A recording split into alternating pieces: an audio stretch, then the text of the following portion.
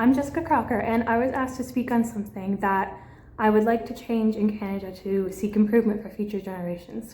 I wanted to speak on something that has been on my mind and on the world's radar even more since the start of the COVID-19 pandemic. I wanted to talk about the healthcare system in Canada, and more specifically, the overt racism happening within it.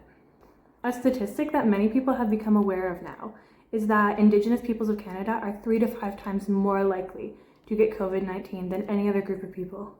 As we all know, Indigenous people in Canada are facing generations of trauma due to deep-rooted government and societal power imbalances. These same imbalances that saw the creation of residential schooling mere decades ago are still showing up in the healthcare system today between Indigenous patients and non-Indigenous healthcare providers. This is shown time and time again within the poor quality of care that many Indigenous people are experiencing within their own healthcare system. A recent example that made headlines across Canada was the death of Joyce Echaquan in a hospital in Quebec on September 28, 2020. She ended up recording her healthcare providers verbally abusing her and ignoring her while she was sick. Though, unfortunately, this is far from an isolated incident, and this stuff happens far too often in healthcare systems in Canada, and people are getting far too compliant. As well, mental health cannot be overlooked in the discussion of racism in the healthcare system in Canada. The suicide rate among Indigenous youth is 5 to 7 times higher than that of non-Indigenous youth. As well, mental health care providers are very likely to overlook the struggles of Black identifying people of color.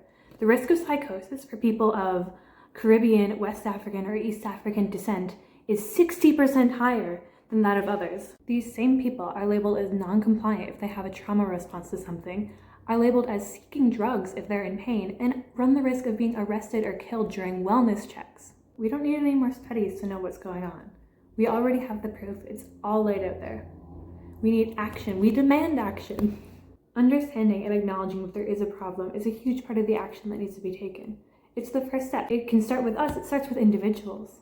It's a huge, complex issue, but it begins with education, which is something that we're really good at as Canadians. It begins with amplifying the voices of marginalized people instead of speaking over them. As a mental and physical health advocate and a future prospective healthcare worker, I will always be anti-racist, and I will always help the people who are close with me to do the same. This may seem like a small step, but if a lot of people become outwardly anti-racist, this will trickle up. It will have an effect in the healthcare system. It'll help the people within it. It'll make large-scale changes.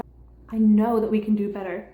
If we as individuals stop letting racism go unchecked, if we educate ourselves, if we help educate others, we can bring justice to the healthcare system that's been missing for far too long.